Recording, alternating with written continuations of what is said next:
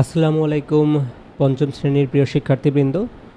তোমরা জানো যে ইতোমধ্যে তোমাদের বৃত্তি পরীক্ষার মানবন্টন প্রকাশিত হয়েছে।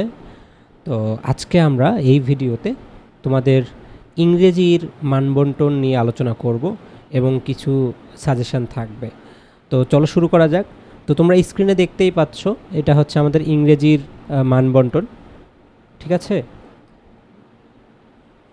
আচ্ছা, এখানে আমাদের টোটাল মার্ক হচ্ছে 100 আর টোটাল টাইম হচ্ছে 2 hours 30 minutes, অর্থাৎ 2 ঘন্টা 30 মিনিটের মধ্যে শেষ করতে হবে। তো এখন এখানে আমাদের কি থাকছে, বলছে read the dialogue or text and answer the question number 1, 2, 3, অর্থাৎ একটা প্যাসেজ দেওয়া থাকবে, ঠিক আছে? সেই প্যাসেজ থেকে 1, 2 and 3 এর আনসার করতে হবে। 1 এর মার্ক হচ্ছে 5, 2 এর মার্কসও 5 অ্যান্ড 3 এর মার্কস হচ্ছে দেখো 18 মার্ক। খুবই খুবই খুবই ইম্পর্টেন্ট। হ্যাঁ, দেখো এখানে 18 মার্ক আছে, অর্থাৎ এখানে 6টা প্রশ্ন থাকবে। এই 6টা প্রশ্নের আনসার দিতে হবে, প্রত্যেকটাতে 3 মার্ক করে। হ্যাঁ, তো 1 নম্বর প্রশ্নটা কি আসবে, ওই যে এটা ট্রু ফলস আসতে পারে, ঠিক আছে? দেখো বলছে match the given words with their meaning অথবা ইন্ডিকেট ট্রু ফলস, ঠিক আছে? তার মানে মিনিংও আসতে পারে, আবার ট্রু ফলস আকারেও আসতে পারে 1 নম্বরে। ওকে, 2 নম্বর কি বলছে, make meaningful sentence with the given word, অর্থাৎ তোমাকে ওই প্যাসেজ থেকে একটা ওয়ার্ডকে আইডেন্টিফাই করে বলবে যে এই ওয়ার্ড দিয়ে সেন্টেন্স মেক করো। 5টা থাকবে, 5টাতে 5 মার্ক। ওকে, দেন 3 নম্বর বলেছে কি, এখানে ওই যে বললাম যে কোয়েশ্চেন আনসার করতে হবে। তো এখানে 6টা কোয়েশ্চেন থাকবে, 6টাতে টোটাল 18 মার্কস, 18 মার্কস, ঠিক আছে?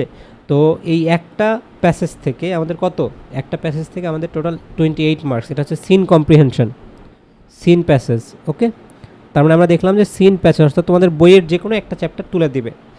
এই যেখানে কিন্তু বলে দিয়েছে ইংলিশ ফর টুডে ক্লাস 5, এই বইটা থেকে এই প্যাসেজটা আসবে। সো এইটা তোমরা ইনশাল্লাহ পারবা, এটাতে তোমাদের প্রবলেম হবে না। প্রবলেম হবে কোনটাতে, দেখো 4 এবং 5 নাম্বার যে কোশ্চেনটা, যেটা বইয়ের বাইরে থেকে আসবে। এটা বলছে কি এই প্যাসেজটা বইয়ের বাইরে থেকে আসবে, মানে আনসিন। তো এখানে কি থাকবে, বলছে feel in the blanks with the appropriate words from the box, ঠিক আছে? অর্থাৎ বক্সে কিছু ওয়ার্ড দেয়া থাকবে, সেই ওয়ার্ডগুলো নিয়ে তোমাকে ফিল ইন দ্য ব্ল্যাঙ্কস পূরণ করতে হবে, ঠিক আছে? সেটাতে 5 মার্ক থাকবে টোটাল। আচ্ছা, নেক্সট হচ্ছে answer the following questions in sentence, the short constructed response question will be given, student must answer all of them. আচ্ছা, এটা তো টোটাল 3 মার্ক থাকবে, 3টাতে 9 মার্ক। হ্যাঁ, টোটাল 3 মার্কস করে মোট 9 মার্ক। তাহলে এই 4 আর 5 কী থেকে আসবে, বইয়ের বাইরের একটা প্যাসেজ, একটা আননোন প্যাসেজ থেকে এটা আসবে। তাহলে কী কী আসতে পারে, feel in the blanks and question answer. Next খেয়াল করো, এরপরে আসছে কি 6 নাম্বারটা, বলছে identify the parts of speech for the underline words from the following sentences. মানে তোমাকে একটা প্যাসেজ, মানে একটা সেন্টেন্স দিবে, দিয়ে ওই সেন্টেন্সের মধ্যে একটা পার্টিকুলার ওয়ার্ড আন্ডারলাইন করা থাকবে, বলবে যে এটা কোন পার্টস অফ স্পিচ।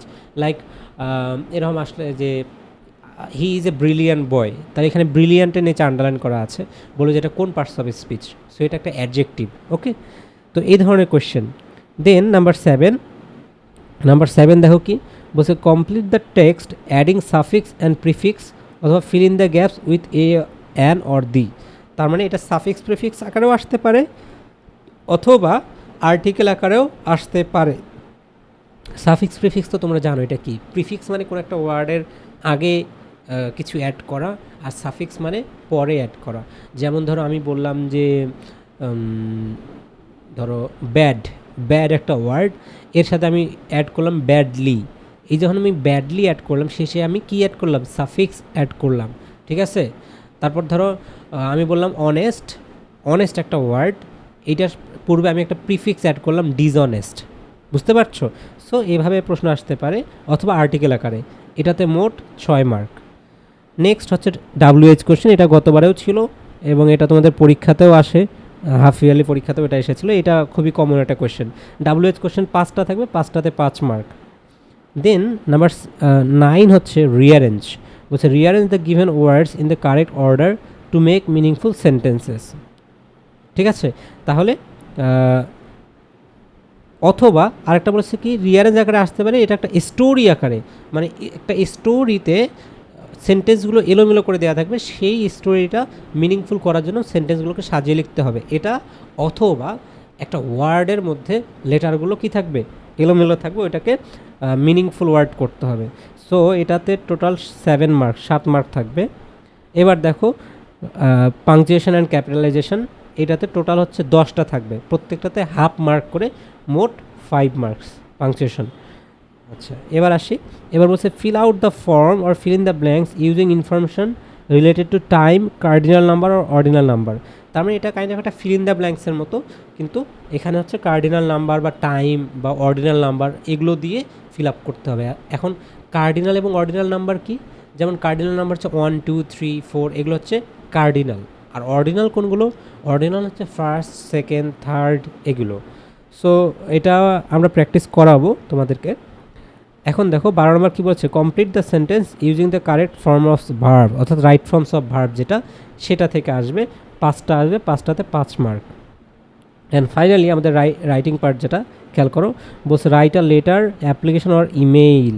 তার মানে এটা লেটারও আসতে পারে, অ্যাপ্লিকেশনও আসতে পারে, ইমেইলও আসতে পারে। তোমাকে 3টাই প্র্যাকটিস করতে হবে, মানে অ্যাটলিস্ট ফরম্যাটটা জানতে হবে যে ইমেল কীভাবে লিখতে হয়, লেটার কীভাবে লিখতে হয়, অ্যাপ্লিকেশন কীভাবে লিখতে হয়।